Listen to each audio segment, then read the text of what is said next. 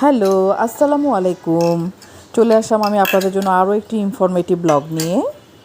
তো আমার ফ্লাইটের ডেট খুবই ক্লোজ চলে এসেছে। তো আমি মনে মনে প্রিপেয়ার হয়ে নিয়েছিলাম যে আমি কী কাজ বাংলাদেশ থেকে শেষ করে যাব। তার মধ্যে একটা ছিল যে আমার ফ্যামিলির একজন সম্মানিত মুরব্বি, তাকে আমি আমার হাতের খুব সহজ সাধারণ রান্নাগুলি খাওয়াবো।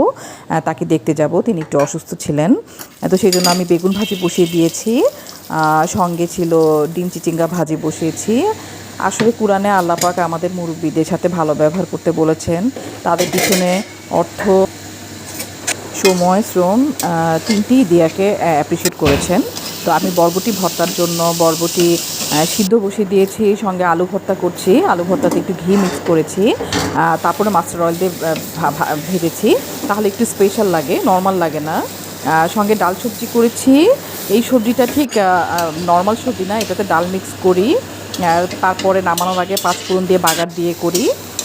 তো এরপরে আমি কোরবানির কলিজা কষিয়ে আলু দিয়ে ভুনা করছিলাম। এরপরে আমি এগুলি রেডি করছিলাম যে যে বাটিগুলিতে নিব। তো একটু ভর্তাটা এভাবে নিয়েছি, ভর্তার বাটি আলাদা ছিল। এভাবে ভর্তা নিয়ে গেলে খুবই সুন্দর লাগে দেখতে আসলে। তো সব কিছু প্রিপেয়ার করার পরে লুকটা ছিল এরকম, খুবই ইয়ামি লাগছিল দেখতে। তো বাই দিস টাইম আমরা সবাই রেডি হয়ে একবারে বের হয়ে গিয়েছিলাম খাবার নিয়ে। তো আমার মামি শাশুড়ির বাসায় চলে গেলাম, সবাই আড্ডা দিচ্ছিলাম, খুবই সুন্দর সময় কেটেছে, বাচ্চারাও এনজয় করেছে। তো ওখানে অনেক মজার গরুর মাংস রান্না করেছিল আমাদের জন্য, প্লাস পরোটা ছিল। তো আমরা চা খেয়েছি, সঙ্গে একটু লেট নাইট আইসক্রিম খেয়েছি।